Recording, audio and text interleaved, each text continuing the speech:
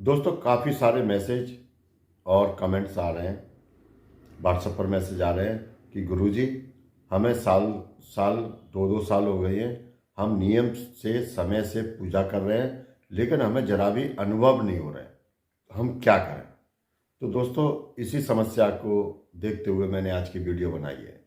यदि आपके साथ भी ऐसा हो रहा है कि आप दिया बाती समय से कर रहे हैं और पूजा पाठ भी कर रहे हैं समय से, मतलब सारे कार्य कर रहे हैं जो भी करने के हैं, महावस पूर्ण भी जो छोटे मोटे हवन होते हैं कपूर के लौंग के वो भी कर रहे हैं, शुक्र शनिवार को भी कर रहे हैं, अपने पितरों को भी पूज रहे हैं, अमावस को उनको भोग भी दे रहे हैं, पूर्णिमा को खीर का भोग लगाकर आप भगवान विष्णु को भी दे रहे हैं, लेकिन फायदा ही नहीं हो रहा है। अब कमी कहाँ पर है, चूक कहाँ पर है? तो जो मैं कमियां बताने जा रहा हूँ, कहीं आप वो कमियां तो नहीं कर रहे हैं। आप उन कमियों को देखिए। अक्सर लोग ये वाली कमी करते हैं जो मैं आपको बताने जा रहा हूँ।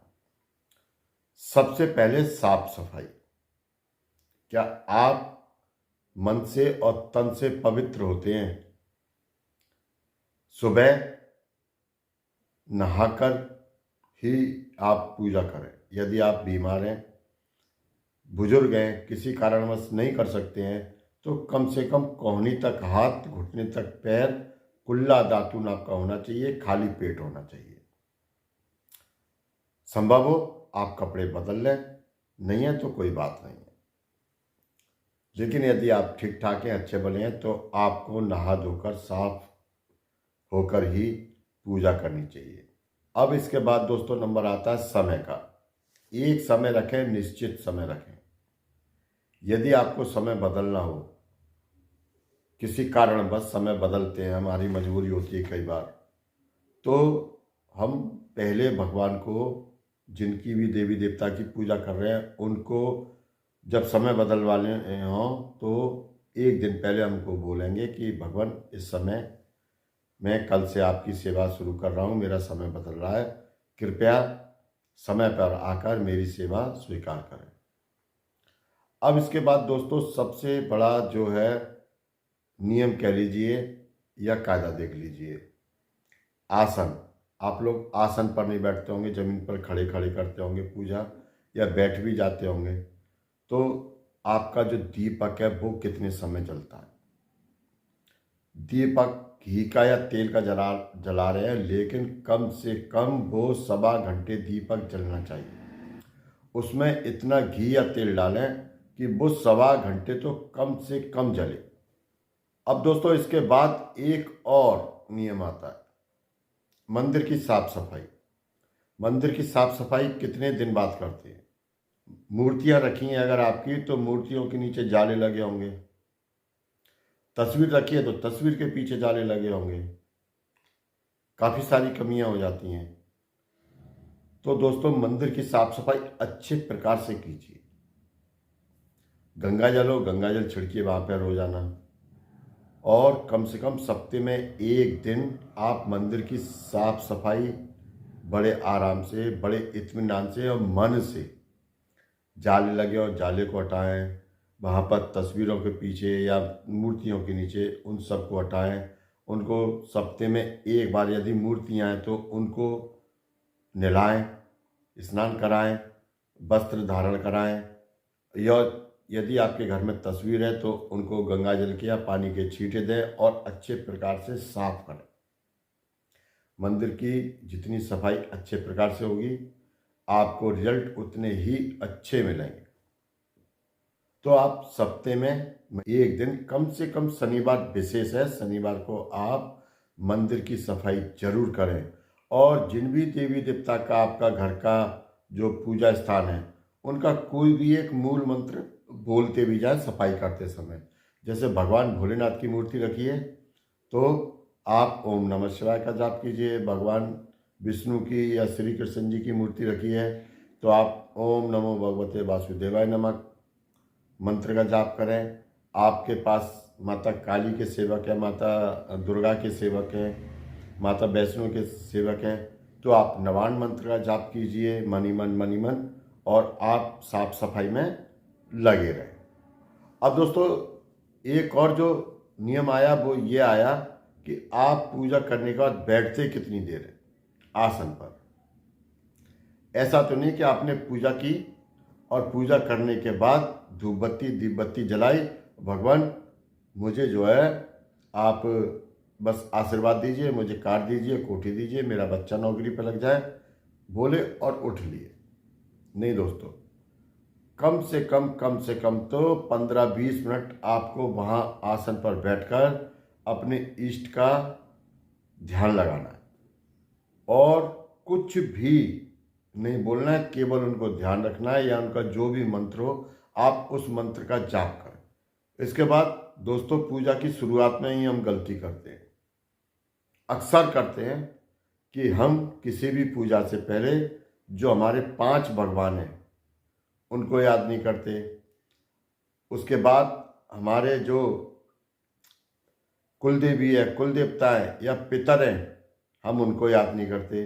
तो आप सबसे पहले जो 5 देव हैं मुख्य, आप उनको याद कीजिए। भगवान गणेश, भगवान भोलेनाथ, भगवान विष्णु, माता दुर्गा और भगवान सूर्य नारायण। आप इनको जरूर याद करें। एक जब आप जैसे ही आसन पर बैठे, चाहे आपने दिया बाती जलाया हो नहीं जलाया हो, आप उनको याद कीजिए, उनको नमस्कार कीजिए। उसके बाद जो आपकी कुलदेवी हैं, कुल देवता हैं, आप उनको याद करें। और आपके जो यदि ईष्ट के अलावा आप किसी और की पूजा करते हैं, क्योंकि सबकी कुलदेवी देवता अलग होते हैं, ईष्ट अलग होते हैं और हम पूजा किसी और की कर रहे होते हैं, इसमें कोई नुकसान नहीं है। यदि ऐसा है तो आप अपने इष्ट को भी याद कीजिए। दूसरी बात, सबसे बड़ी बात, जब हम दीपक धूप बत्ती अगरबत्ती जलाने जा रहे हों तो हम क्या करते हैं कि सबसे पहले गए, धूप बत्ती अगरबत्ती निकाली, दीपक में रुई बाती डाली और दीपक जला दिया, धूप बत्ती जला दी, लगा दी। उसके बाद हम अपने देवी देवताओं को याद करते हैं। नहीं, ये तरीका गलत है। जब आप मंदिर की साफ सफाई कर चुके हो, आसन पर विराजमान हो चुके हो, तो आपको क्या करना है? आपको 5 देवी देवताओं को याद करना है, 5 जो देव हैं उनको याद करना है। आपके जो पितर हैं, काका बाबा हैं, कुलदेवी कुल देवता हैं, उनको याद करना है। फिर आप जिनकी पूजा कर रहे हो उनको आपको आमंत्रित करना है। जैसे मैं बता रहा हूँ, मैं भगवान भोलेनाथ की, बाबा अमर सिंह पवन की करता हूँ, तो मैं आपको बता रहा हूँ, हे बाबा भोलेनाथ, हे माता पार्वती, बाबा अमर सिंह पवन, मैं आपके नाम का दीपक जलाने जा रहा हूँ। कृपया आकर अपना धूप बत्ती दीपक स्वीकार कीजिए और मुझे आशीर्वाद दीजिए।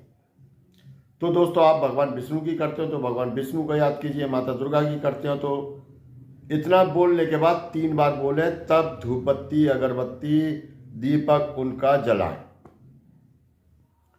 जब आपको किसी ने न्योता नहीं दिया और सीधा खाना खाने दे दिया, आप तो आप खा लोगे? नहीं खाओगे। पहले किसी के घर से न्योता आएगा, तब आप न्योता स्वीकार करोगे, तब उसके घर जाओगे, तब वो खाना देगा, तब खाओगे।